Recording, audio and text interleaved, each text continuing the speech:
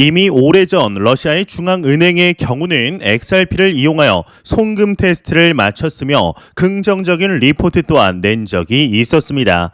이제 다른 것도 아닌 XRP를 사용해서 말이죠. 이는 뇌피셜이 아닌 문맥상 나온 내용을 통해 충분히 유추할 수 있으며 실질적인 증거가 있는 내용이라 볼 수 있겠는데요.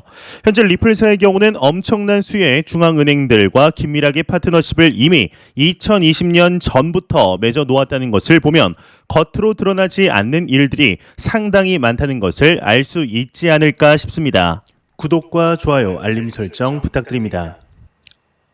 안녕하십니까. 암호화폐 정보를 전달해 드리는 닥터 비트맨입니다. 토요일도 슬슬 마무리되고 있습니다. 어떻게 오늘 하루 잘 보내셨나요? 현재 크립토 마켓의 경우는 주말의 시작을 순탄하게 보내고 있습니다. 일단 코인 마켓캡에서 메이저 탑10 코인들 먼저 한번 살펴보도록 하겠습니다. 네, 일단 시가총액 1위의 비트코인의 경우는 전날 대비 2.23% 상승하며 24,460달러를 나타내고 있습니다. 2위의 이더리움의 경우는 5.58% 상승한 1,990달러를 나타내고 있으며 7위의 XRP의 경우는 0.89% 상승한 0.38달러. 이제 에이다의 경우는 6위로 올라왔네요. 4.40% 상승한 0.55달러를 나타내고 있습니다. 이제 비트코인의 더미넌스, 이더리움의 더미넌스 각각 살펴보게 되면 39.9%, 20.7%를 나타내면서 여전히 강력한 시장 지배력을 보여주고 있습니다.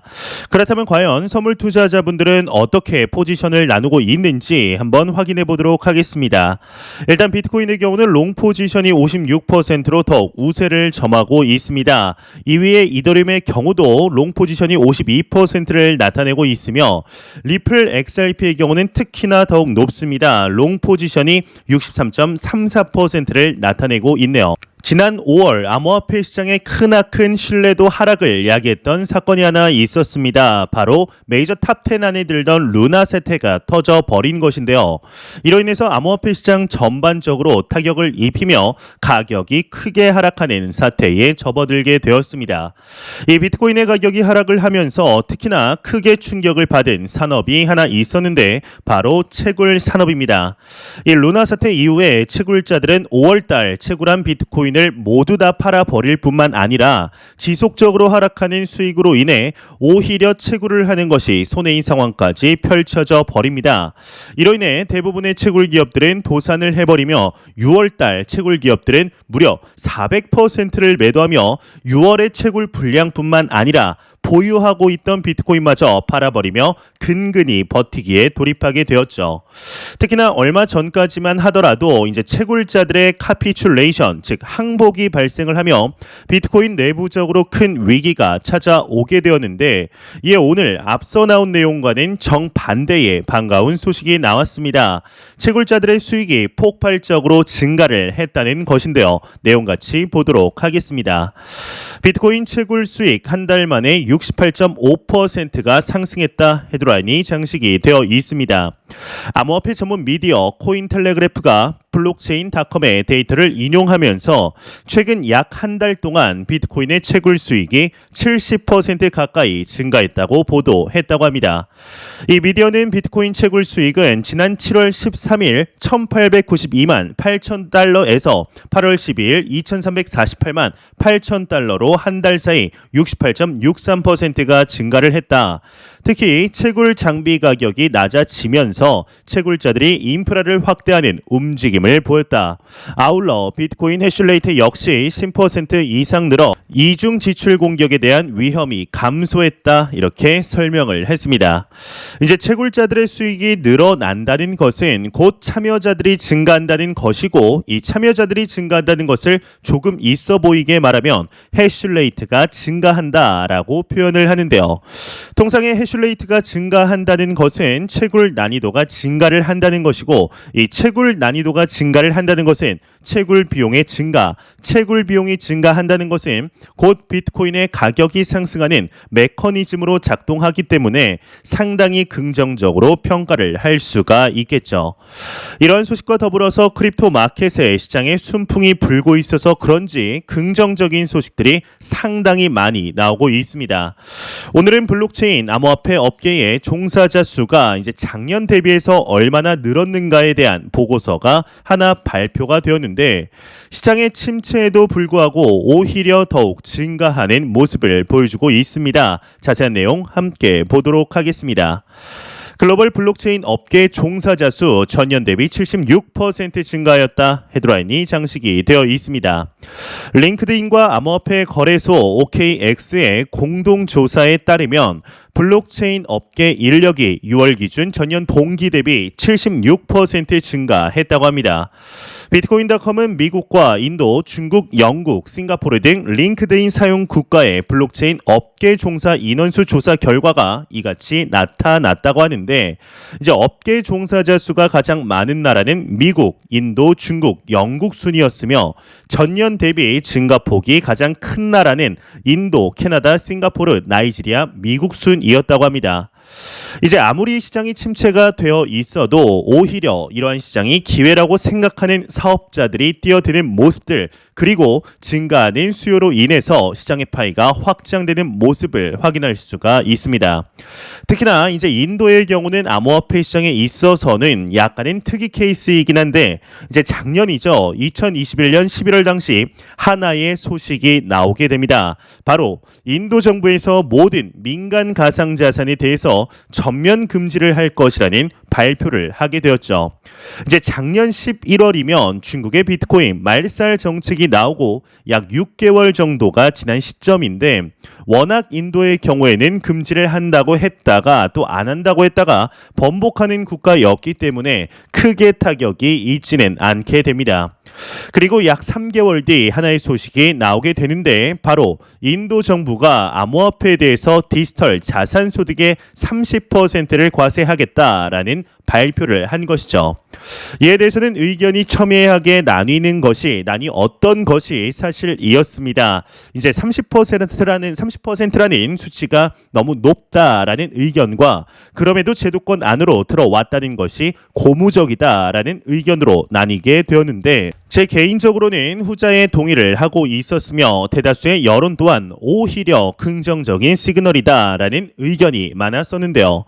이제 가장 중요한 것은 사실상 인도 국민들이 이를 어떻게 생각을 하느냐겠죠. 이제 30%의 과세가 너무 과하다라는 우려와는 달리 오히려 인도 내의 가상자산에 대한 거래량은 무려 60% 이상 증가를 하며 차라리 확고한 법안이 정해진 것에 환호를 하는 모습을 보여주었습니다. 이에 인도의 경우는 이제 이번 연도 안에 가상자산에 대한 확실한 규제안을 수립하기 위해서 국제통화기금인 IMF와 세계은행으로부터 의견을 수렴 중이라는 내용들이 공개가 되고 있는데요. 그러던 와중에 이제 안타깝게도 인도의 가상자산협회가 해산을 하게 됩니다.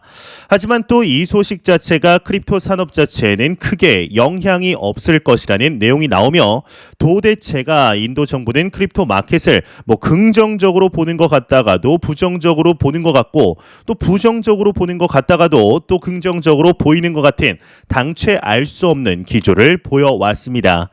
그럼에도 글로벌적인 트렌드에 뒤처져 지지 않을 것이라는 의지는 현재 내보이고 있는 상태이죠.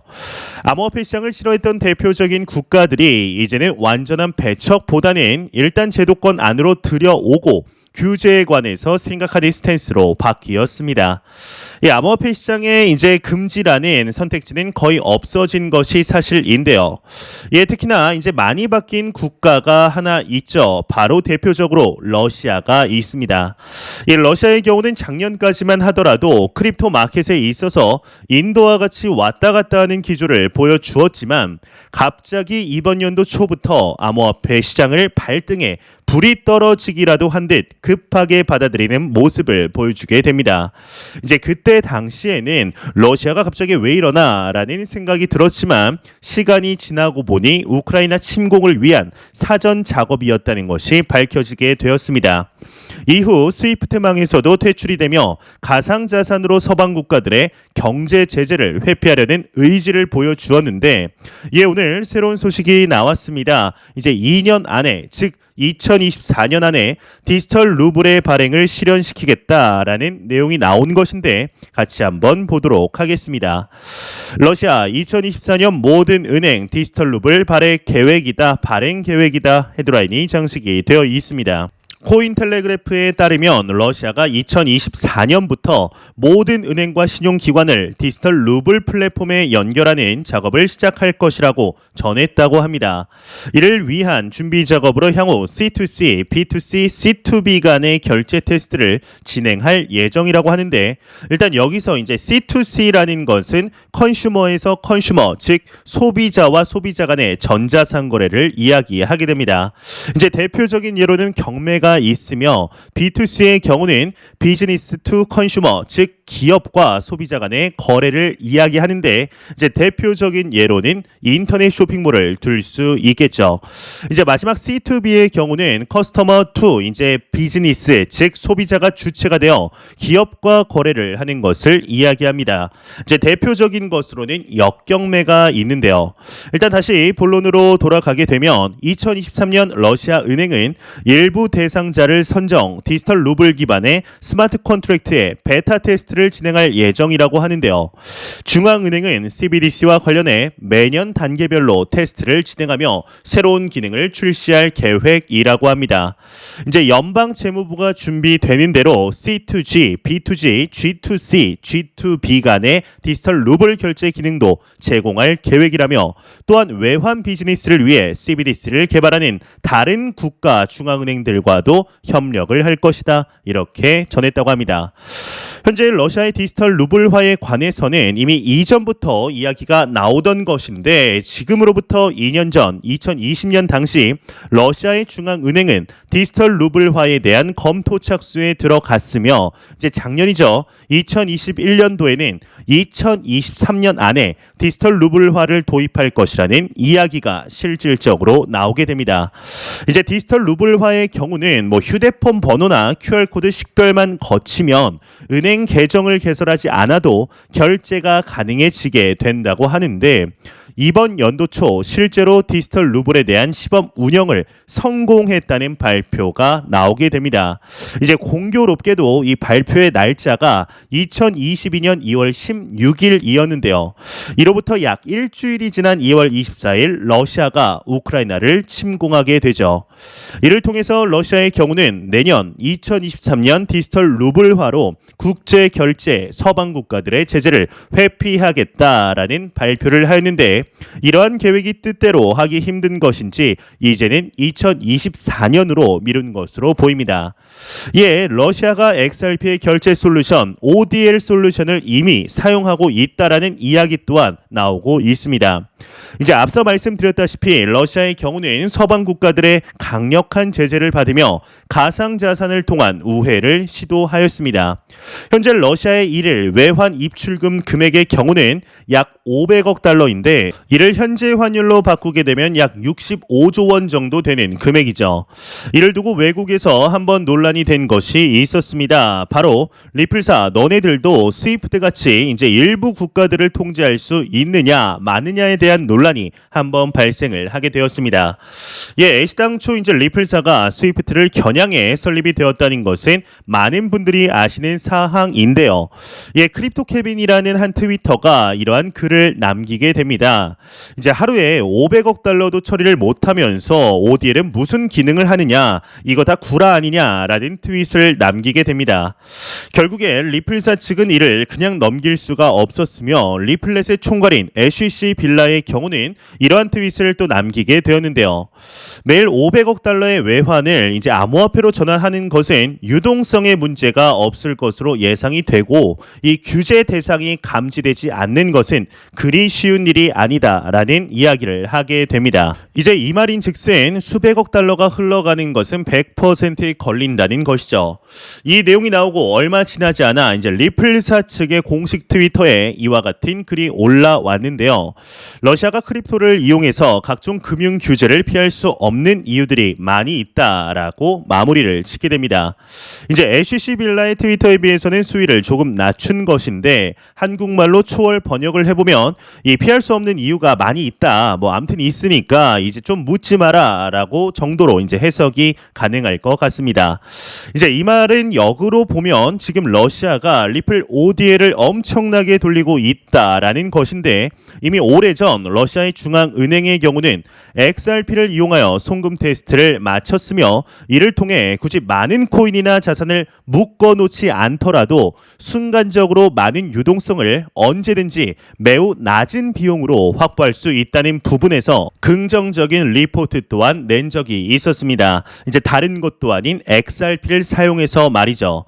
현재 러시아의 경우는 러시아 내 가상자산의 결제에 대해서 제한을 두었지만, 이는 바이든 대통령이 러시아의 가상자산에 대해서 금지할 것을 우려하며 선제적인 조치를 미리 해버린 것으로 보이며, 국가나 기업이 개인들보다 빠르고 우선순위를 높게 거래하기 위한 조치로 보입니다. 이제 러시아 국민들을 보호하기 위한 것이 아니라는 것이죠. 이는 뇌피셜이 아닌 문맥상 나온 내용을 통해 충분히 유추할 수 있으며 실질적인 증거가 있는 내용이라 볼 수 있겠는데, 현재 리플사의 경우는 엄청난 수의 중앙은행들과 긴밀한 파트너십을 이미 2020년 전에 맺어 놓았다는 것을 보면 겉으로 드러나지 않은 일들이 상당히 많다는 것을 알 수 있지 않을까 싶습니다. 일단 XRP는 그렇다 치고 지금보다 더욱 상승 동력을 얻기 위해서는 러시아와 우크라이나의 전쟁이 끝이 나야 될 텐데요. 하루라도 빨리 마무리되어서 무고한 생명이 희생되는 일이 없기를 진심으로 바래 보도록 하겠습니다.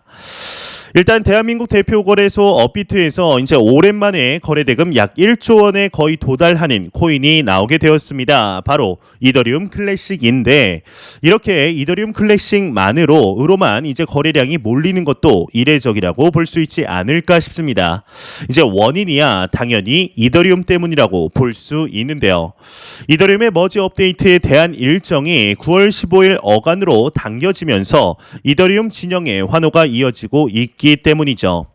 채굴자들이 이더리움 클래식으로 마이그레이션하여 채굴이 진행이 될 것이라는 기대감이 극대화되고 있는 것으로 볼 수 있을 것 같은데, 일부 채굴자들이 이더리움 하드포크를 통해 독자적인 노선을 가겠다라고 밝히면서 상황들이 복잡해지고 있습니다. 이제 주류는 이더리움 클래식과 이더리움 2.0으로 정리가 될 것으로 보이는데요.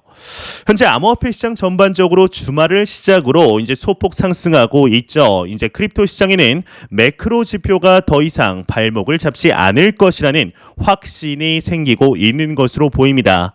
이 연준의 경우에는 다가오는 9월 FOMC에서 완화적인 스탠스 혹은 자이언트 스텝을 보인다 해도 시장은 오히려 긍정적인 시그널로 해석할 가능성이 상당히 높아진 상태입니다. 이더리움 가격의 경우는 2,000불까지는 무난히 오를 수 있을 것으로 보이는데, 이더리움 머지 일정이 구체적으로 나왔고, 이더리움 머지 업그레이드를 위한 최종 테스트 세폴리아 테스트 넷이 4일 뒤인 8월 17일 이루어질 것으로 보이며, 이로 인해 이더리움의 경우는 상승 동력을 강하게 받고 있는 것이 사실인데, 이더리움이야 이제 워낙 자체 생태계가 탄탄하기 때문에 오르는 것에 이견은 없는 상태입니다. 하지만 이제 비트코인이 함께 올라주는 것은 의외의 모습이라 생각할 수 있겠죠. 이제 이유는 단순한데, 예전 영상에서도 말씀을 드렸지만 비트코인이 곧 블록체인이기 때문입니다. 비트코인과 이더리움은 경쟁 상대가 아니라 비트코인이 크립토를 아우르는 공기와 같은 존재이기 때문에 비트를 이기고 말고의 문제가 아닌 것이죠. 이제 알트도 덩달아 들썩이고는 있지만 조정이 올 때는 분명히 낙폭 자체는 비트코인에 비해 알트코인이 훨씬 큰 것이 사실입니다. 대한민국의 대부분의 투자자 분들이 알트코인에 투자를 하고 있다는 사실을 잘 알고 있습니다. 이제 알트코인의 경우는 매크로 경제 지표도 참고해야 하지만 알트 자체의 이슈에 더욱 집중해야 하는 것이 사실인데, 이제 단순히 희망회로만 돌리는 것이 아니라 실제로 프로젝트가 어떠한 개발을 하고 어떠한 제휴를 통해 저변을 넓히는지 봐야 하는 것이죠. 과거 메이저 알트라고 하는 코인들은 지금 현재 개발 현황이 불투명하며 트윗도 거의 없으며 사람들의 관심에 쥐도새도 모르게 없어지는 것이 사실입니다. 이제 활발하게 움직이며 커뮤니티도 강건한 알트는 무너지지가 않죠. 이제 대표적으로 XRP가 이에 속하게 되는데 수년간 가격도 오르지 않고 메이저 코인 중 유일하게 2017년대의 가격으로 매수를 할 수 있으며 SEC와의 소송도 언제 끝날지 그 아무도 예상할 수 없지만 여전히 관심이 뜨거운 이유는 리플사가 활발하게 일하고 있으며 커뮤니티 또한 굳건하기 때문이죠. 아무리 게르게 코인 리또속이라고 조롱받긴 하지만 그 누구도 리플사의 솔루션 비즈니스 확장에 대해서는 왈가왈부하지 못하며 보여주는 실제적인 모습은 CEO인 브래드 갈링하우스조차 왜 지금의 가격에 머무르고 있는지 이해 못하는 상황들이 펼쳐지고 있는 것인데 이 CBDC의 브릿지 통화로서의 실질적인 유스 케이스의 탄생, XRP 레저를 통한 디파이와 NFT 생태계의 확장, 그 어떠한 블록체인 프로젝트보다 중앙은행들과 친화적인 모습들이 XRP의 팬층을 더욱 두껍게 만드는 것이 아닐까 싶습니다. XRP의 투자자분들의 경우는 대부분의 분들이 이제 기회비용이라는 생각이 절로 떠오르시지 않으실까 싶습니다.